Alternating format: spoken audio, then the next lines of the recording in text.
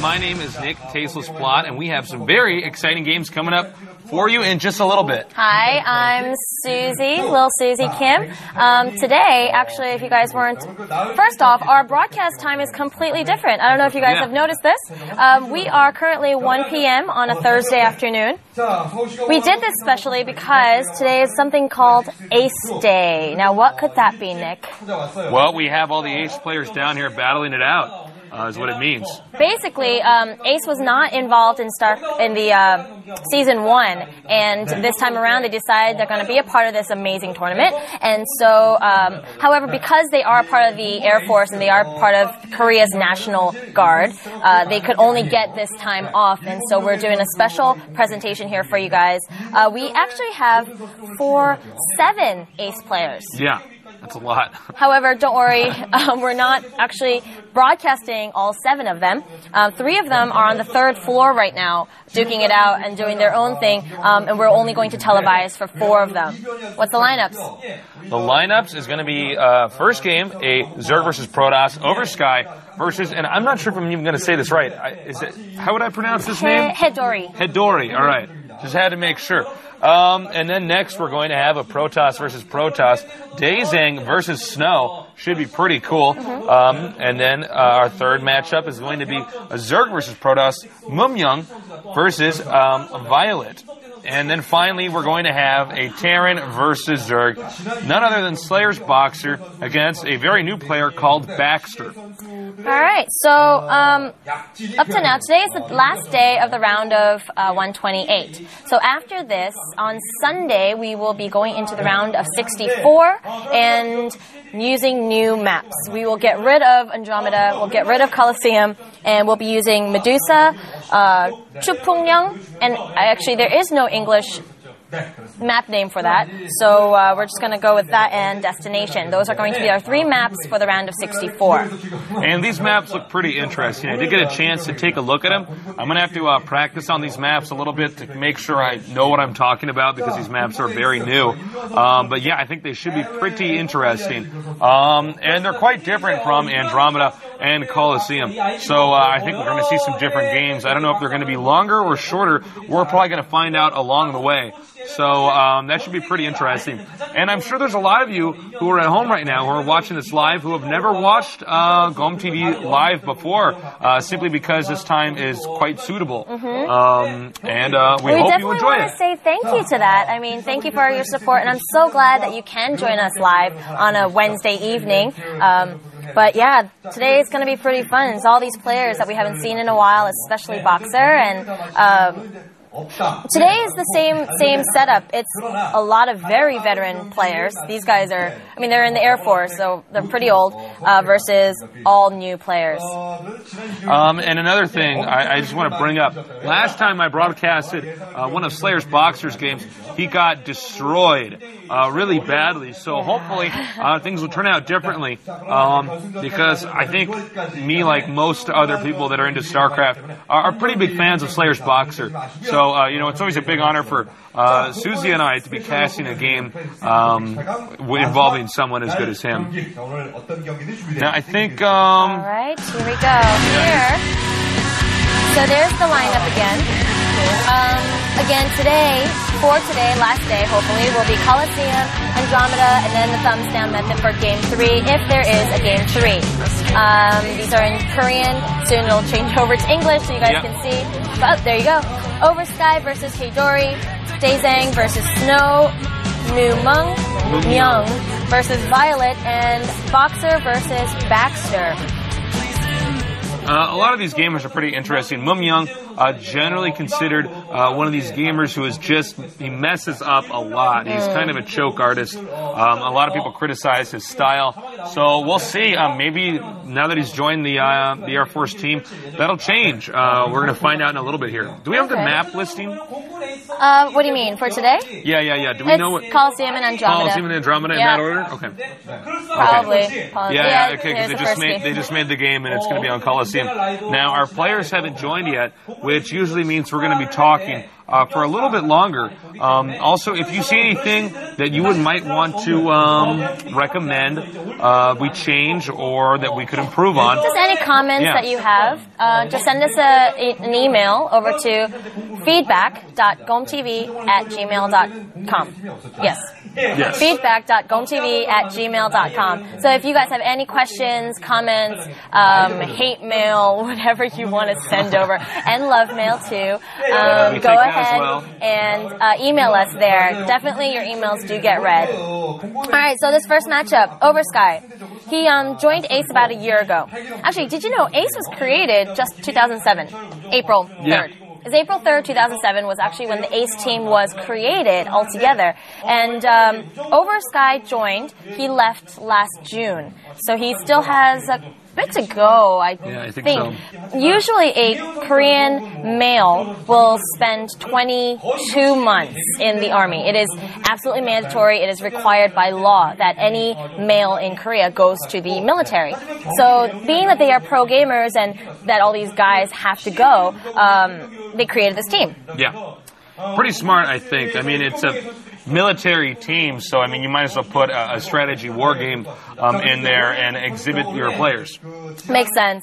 However, the reason why the ACE team is a little rusty is because they don't get to practice as much as the regular teams do. They're off doing basic training and military stuff. They have to do some work in the morning, I believe, and in their afternoons they are allowed to practice. But, the problem with that is that if you're a pro gamer on, let's just say, Le CAF, for instance, you are going to have a lot more time to practice StarCraft, and you don't have to focus on anything else, which makes it a lot easier. Right. Basically, they're going from 12 hours a day of practice to maybe like 4. Yeah. So it is a big change. HaedOri, however, we don't really have much information on him. I hate saying that. No, well, I mean, it's true. Some of these, this tournament is so big. This is the largest tournament in Korea. It's no surprise that sometimes we get these players who we don't really know that well. I mean, for some of these guys, it's their first tournaments ever. Actually, funny you mentioned that. This is HaedOri's first tournament ever. Right, a lot of pressure on him. It looks here that both OversKy and HaedOri, this is the first time on GomTV. Okay? Oh, first game at GomTV, first game at Classic. Same thing. HaedOri was third pick of SK Telecom in the 2008 second half draft. And beyond that, we really don't have much information on him. Whoever wins between these two, OversKy and HaedOri, will be playing against Dark Elf in the round of 64. Alright? Dark Elf, if you guys don't know, beat out Stay 2-0. So whoever wins between these two will be the victor and go on to play Dark Elf in the next round. Dark Elf's actually a pretty cool guy. I went to a Norebang with him. Really? Yeah, like 3 days ago, I think. For you guys who don't know what a Norebang is, it's like a singing thing. Yeah, Koreans love it. I don't know why. I love it. They're so good at it. Yeah. I like doing it, but I suck. But I don't care. I got a captive audience there, man. I'll just take advantage of that. But Dark Elf's actually quite good at singing. I was really impressed. Yeah? So so that should be pretty cool. StarCraft by day, singer at night. Yeah, there you go. All right. Multi-talented person. Tell us a little bit about Daezang and Snow, because looks like we still have a lot of time. They haven't joined on my monitor yet. So. Oh gosh. All right. Well, Daezang has been around for a while. All the Ace players have been around for a while. Oh, what I didn't mention by OversKy, he used to be captain of CJ before he went to Ace. So I mean, he's coming from a fairly good team. Yeah, and that's a pretty good leadership position to be in. He did a lot of team play with Rage while he was in CJ, Rage being another Ace member. And while he's been on the Air Force team, he's been doing a lot more individual stuff. But looking here, his record versus Protoss in the Pro League this year is 1 win, 5 losses. So I really don't know how this matchup is going to work. I don't know. I think it's ultimately going to boil down to HaedOri's ability to be clutch in his first major match ever. I talked to so many pro gamers who just say, when I get into that booth and, sit down in that chair, it feels a lot different. And sometimes, their heart's beating so fast, or they just can't concentrate. So we'll see. We'll see if he's able to perform. OversKy has now joined the game. Especially today, though, we have quite a few people in our audience today. Yeah. Obviously, to see Boxer and to see all these players. I actually think there's some family members who came here to see their sons because they've been in the Air Force. They've been in the military. They can't even go visit their kids, Yeah. So, especially for HaedOri, he's probably looking at his booth going, why are there so many people? Yeah. We'll see how that goes. I can't even tell you what his win, he really has no games listed for him, so I don't know what to expect from him. Yeah, he could, who knows, he could be the next, wait, I think we're going to get this started.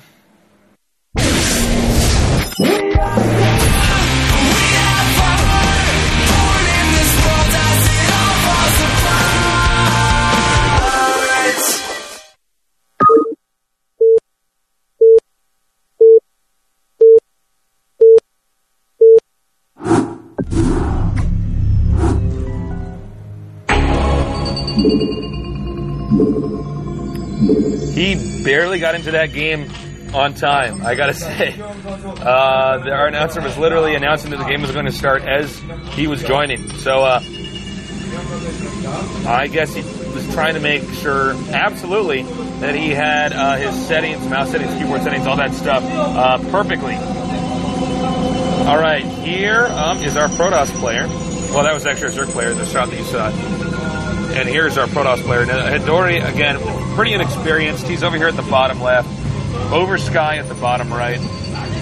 I would expect OversKy to win this. If I had to bet money on this game, I would expect OversKy to win this. But, we don't really know enough about HaedOri. You would expect him like 83% expect him? Yeah. All right. You would be along with the other Korean people who have voted on GomTV.com to see who is going to win this. And poor HaedOri. I just feel bad for these new players who get these, 17% chance to win. Yeah, and then, slim to none. Yeah. But they do wind up having these strange-o upsets, so... Yeah, we've had so many upsets here. What is up with that? I have seen so many good players get knocked out of this tournament already. I mean, people like Shuttle and Go Rush, and there are more where that came from as well. Now, looking at our Protoss player, HaedOri, it looks like he's going to go for that standard. Well, actually, not entirely standard, but a standard for me because it's what I do on this map. He basically does a 1-gate Zealot rush, makes a Nexus while rushing with the Zealots, and then defends with cannons, usually before the Zerg has time to counterattack. Now, one thing to keep in mind about she did not look happy there. That was, wait, is my face on the camera? Look, one thing about this builder that the Protoss is going to do is he has to micro well. He has to control his units in such a way that he doesn't just lose them right away and then get a counterattack. Because a counterattack could do a severe amount of damage. And we're going to see the Nexus pretty soon here. Zerg's going to do the triple expand. Protoss, you can see, trying to get in the way of these drones. He should not be letting that probe take that much damage. I think that's somewhat of a mistake. Oh! Busted. The drone got beaten up pretty easily there. So good micro so far. Now, OversKy is going to have to use his Zerglings to block off the Zealot and Probe from the drones. A lot of good players will actually kill the probe first. Hold on, I'll explain that in a second after this. Actually, he didn't even bring the probe. That's kind of weird. All right, so far, good control by OversKy. Not letting any of those drones get killed just yet. Perfect. So far, that was complete and total success for OversKy, with the exception of that one drone loss back there. Now, normally you see Protoss players bring the probe and the Zealot, because 2 Zealot hits and 2 probe hits kills the drone right away. So I think, I don't know, it doesn't look like OversKy is are going to be very aggressive here during the counterattack. Now, there's the Forge, and we're going to see the cannon pretty soon here. He may go for the fast +1.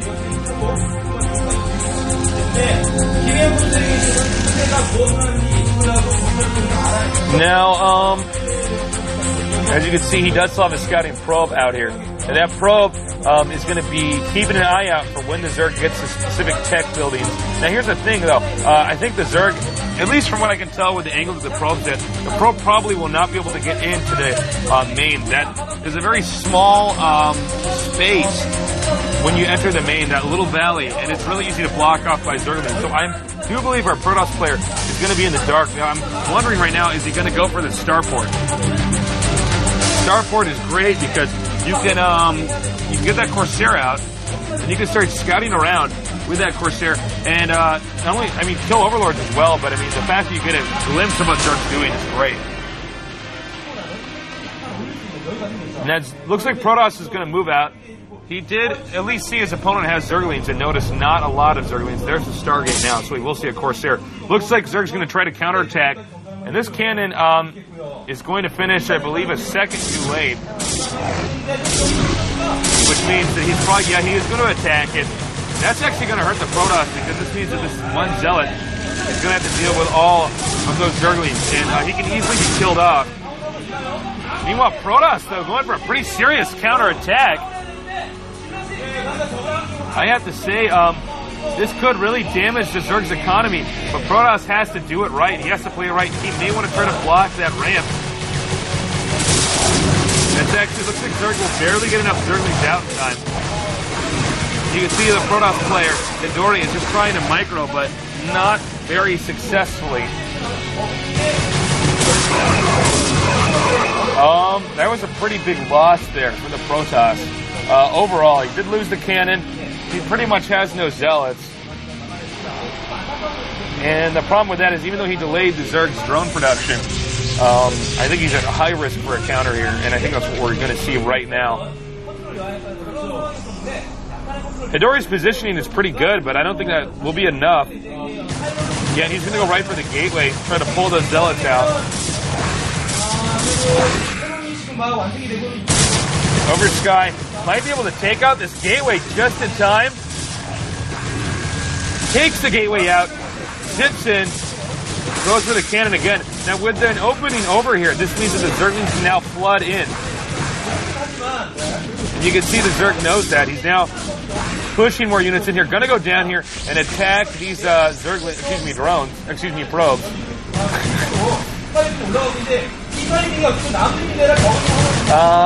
One probe down. Zerg may mass up a few more Zerglings. He knows his opponent's drone count is pretty low. If he gets the cannon, that'll be huge. And he will. Oh, man. And here coming the Zerglings. Yeah, no kidding. Oh, man.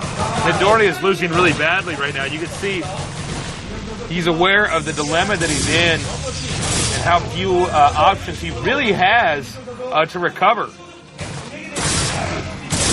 HaedOri's so preoccupied, he's not even doing anything with that Corsair or that one. Oh, this is bad news. Expect GG any second. This is it. There it is. Well, pretty interesting game we saw back there. All right. I'm going to apologize, guys. I've been reading here that our sound is off a little bit. Your guys are getting some laggy stream. Let me try to get in between these games, try to get a tech guy on that. Yeah, I do apologize about that. Sure. Absolutely. Wow. So, being that you are a Protoss player yourself, where did he go wrong? I think, first of all, he really needed to focus a little bit more on where he was attacking those drones and what his plan was in the long run, because I don't think it was smart to randomly send out those 5 zealots. That was really where he started to lose control of the game. I mean, after that, then he was at such a high risk of a counterattack. OversKy knew that, so OversKy just went on in there and managed to carve a hole into the entrance. And once the gateway was taken out, and really it was no shock that the gateway was going to get taken out there, the cannon was still so far behind in constructing. So I just think that Protoss made several critical mistakes back there, and the Zerg capitalized on every single one of them. Yeah, that kind of showed you a difference between a veteran player and someone who kind of buckled under pressure, I suppose. Yeah, definitely. You know, it looked like HaedOri knew what he was doing, but he wasn't doing it well enough. He couldn't execute what he wanted to do in his head. Yeah. Because I think I understood why he sent the Zealots out, because sometimes you can catch a Zerg who's macroing too hard really easily, but he really needed a better idea of what his opponent's doing. Just seeing those 6 Zerglings doesn't mean that there aren't more Zerglings hidden. So I think that was the big blunder there. Both players are in the game now, so I think we're going to get this started pretty soon. It is on Andromeda, our typical second map. Not to worry though, starting on Sunday we will have 3 new maps for you. Yeah. Medusa, Chungpyeongyang, and Destination.